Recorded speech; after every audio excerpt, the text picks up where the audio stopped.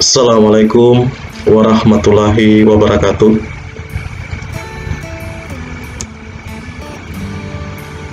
Nah, sekarang kita lanjut di bagian B, meringkas dan menyimpulkan berita.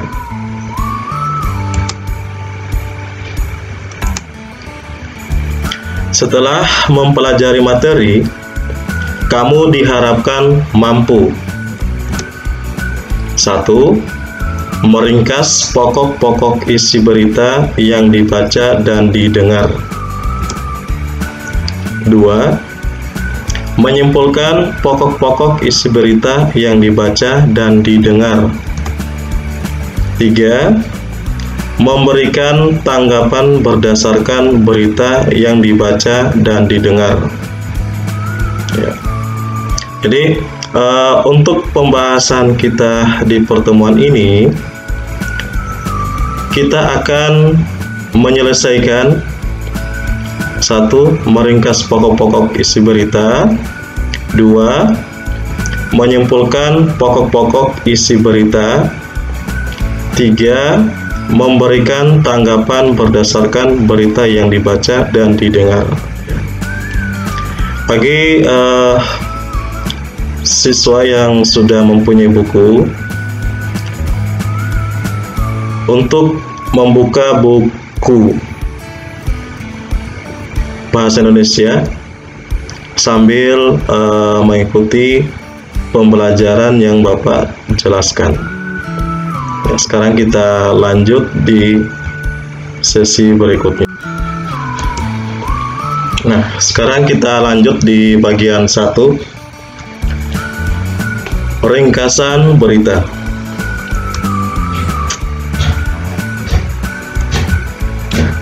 Perhatikan gambar berikut.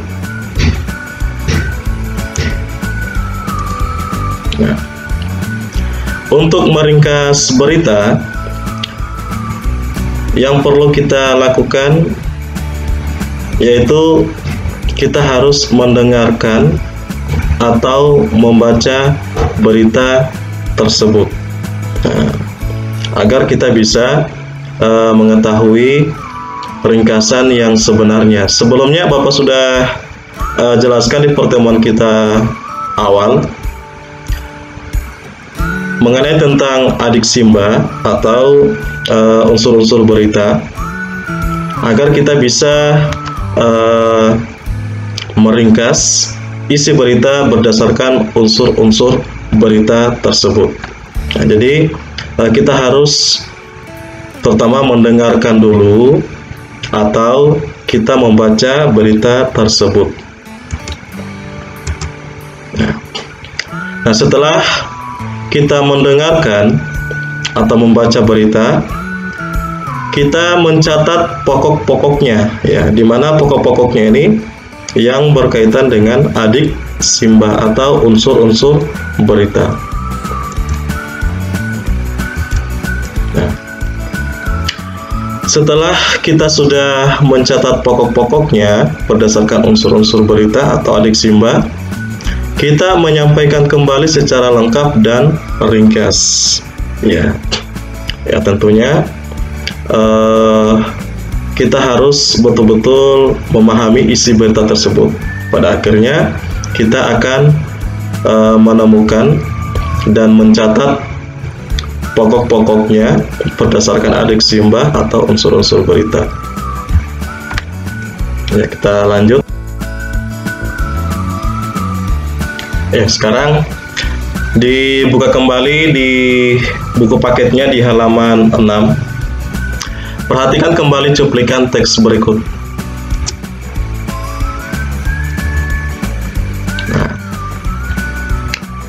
Pelabuhan Merak dipadati oleh truk-truk pengangkut barang non-sembako pada 10 hari menjelang Lebaran. Sabtu 15/11. Kondisi tersebut disebabkan adanya larangan melintas bagi truk non-sembako pada tanggal 21 sampai 25 November. Nah, ini salah satu contoh untuk meringkas ya, meringkas teks berita berdasarkan unsur-unsur berita atau adiksimba ya. Yang sebelumnya Bapak sudah memperkenalkan atau memperlihatkan berita di halaman 2. Nah, itu yang berita tentang Pelabuhan Merak ya. Nah, di situ nanti dilihat kembali. Nah, ini contoh untuk meringkas isi berita berdasarkan pokok-pokok berita atau adiksimba, atau bisa dikatakan unsur-unsur berita. Nah, ini untuk kita meringkas berita, perhatikan selalu ada pertanyaan. Nah, yang pertama, pertanyaannya apa ya? Peristiwa apa yang terjadi padatnya Pelabuhan Merak? Nah, pertanyaan kedua, siapa yang mengalami peristiwa itu? Tentunya truk-truk pengangkut barang non sembako. Nah, pertanyaan ketiga, di mana peristiwa itu terjadi? Nah, tentunya di Pelabuhan Penyeberangan Merak. Pertanyaan keempat, kapan peristiwa itu terjadi? Tentunya 10 hari menjelang Lebaran. Harinya hari Sabtu, tanggal 15 bulan November atau bulan 11. Pertanyaan kelima, mengapa peristiwa itu terjadi? Nah, tentunya adanya larangan melintas bagi truk non sembako pada 21 sampai 25 November. Pertanyaan keenam, bagaimana proses terjadinya peristiwa? Nah, tentunya proses terjadinya peristiwa, proses tersebut menyebabkan antrean truk di pintu masuk kapal. Nah, jadi sebentar Bapak berikan tugas. Tentunya tugasnya kita akan meringkas, menyimpulkan, terus yang ketiga kita menanggapi. Ya, makanya perhatikan baik-baik. Nah, jadi di saat kamu nanti meringkas, tentunya kamu harus susun dulu pertanyaannya ya. Tentunya dari 6 pertanyaan ya, kamu tuliskan dulu atau pokok-pokoknya. Nah, setelah kamu tuliskan, kamu buatkan kalimat dalam bentuk paragraf seperti contoh tersebut. Paham ya? Ya, kita lanjut. Ya. Nah, sekarang kita lanjut di pertemuan kita yang selanjutnya, bagian 2, penyimpulan isi berita.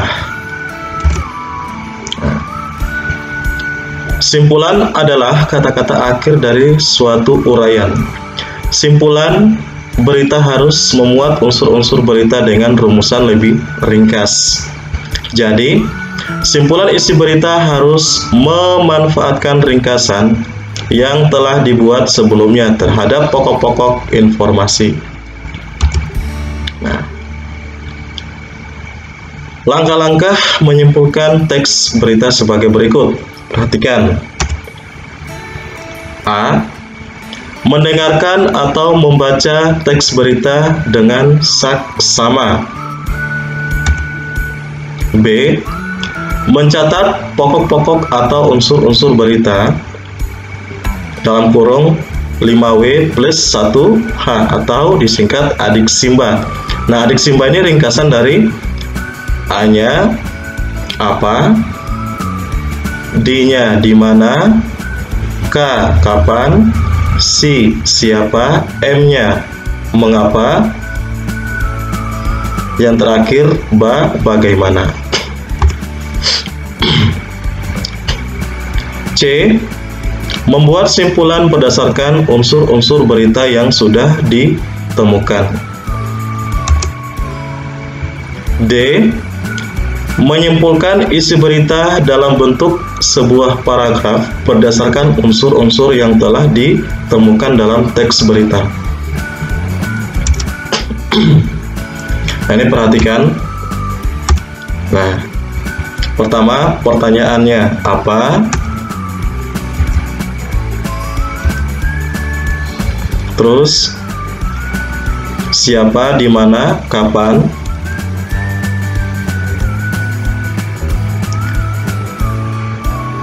Mengapa, bagaimana? Nah, seperti contoh yang sebelumnya tadi, untuk menyusun kalimat berdasarkan unsur-unsurnya dalam bentuk paragraf.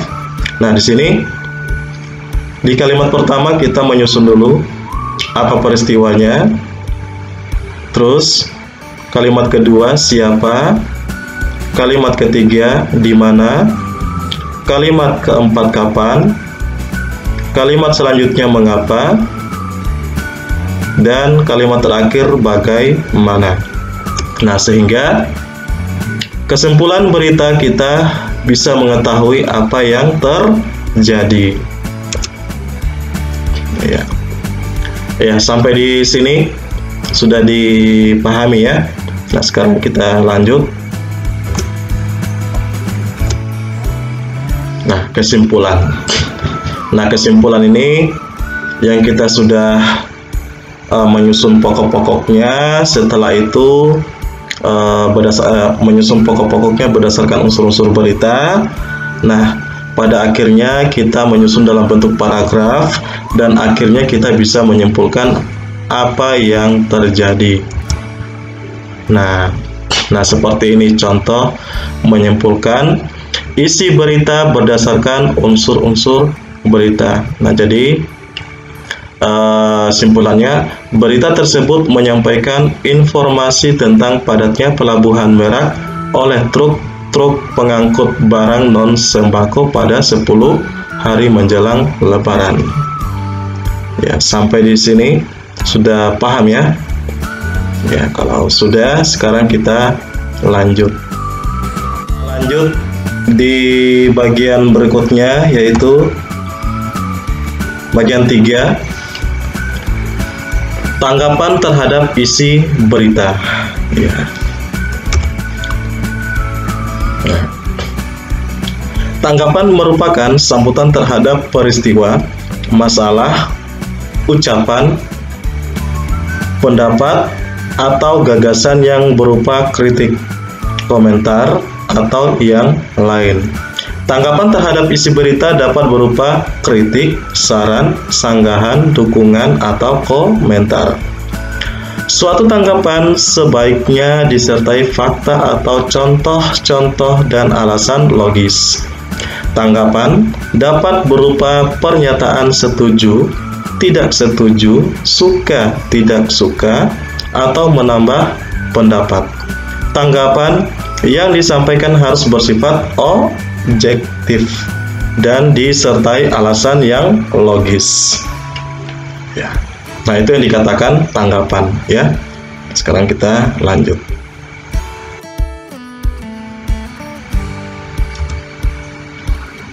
Ya, selanjutnya aspek-aspek tanggapan terhadap berita sebagai berikut. Perhatikan. Aspek bagian A, isi atau unsur berita terdiri atas kebenaran dan kelengkapan isi berita. Aspek bagian B, bahasa berita terdiri atas penggunaan kalimat dan pilihan kata. Perhatikan contoh tanggapan terhadap berita berikut. A. Isi berita yang saya dengar di televisi sangat jelas. Bahkan informasinya lebih lengkap daripada berita yang saya dengarkan sebelumnya di radio. B. Bahasa yang digunakan pembawa berita dalam menyampaikan berita cukup jelas sehingga pendengar berita mudah memahami informasi yang disampaikan. C. Bahasa yang digunakan dalam menulis berita tersebut kurang efektif dan berbelit-belit sehingga pembaca berita kesulitan memahami isi berita. Nah, ini yang dikatakan aspek-aspek tanggapan terhadap berita sebagai berikut. Nah, contohnya bagian A dan B. Nah, ini contoh menanggapi isi berita ya. Nah, sampai di sini cukup jelas ya. Sekarang kita lanjut. Ya, untuk di akhir pertemuan kita, nah, Bapak kasih tugas. Tugasnya itu kita meringkas, menyimpulkan, dan menanggapi. Nah, sekarang perhatikan tugasnya.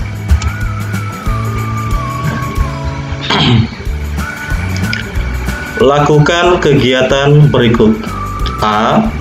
Simaklah sebuah berita dari televisi, radio, atau stasiun televisi yang disiarkan di channel YouTube berkenaan dengan prestasi yang diraih seorang peserta didik. Nah, jadi yang bagian A ini entah mau di televisi atau radio atau juga mungkin di YouTube, tetapi untuk temanya ini ya, prestasi yang diraih seorang peserta didik. Nah, terus B, catatlah unsur-unsur adik Simba berita yang kamu simak. C. Kemudian tulislah ringkasan, simpulan, dan tanggapanmu berkenaan dengan informasi tersebut dari aspek isinya. Bagian D. Sajikan laporan kegiatanmu dalam format berikut. Nah ini formatnya ya. Misalnya nama stasiun televisi apa di sini kamu tulis, begitu juga radio apa yang kamu simak, terus entah mungkin di channel YouTube. Nah, di sini juga kamu tulis ya. Nah, terus tema berita ya. Nah, terus tanggal menonton, unsur adik Simba yang ditemukan, simpulan, tanggapan. Untuk tugasnya sudah paham ya? Kita lanjut.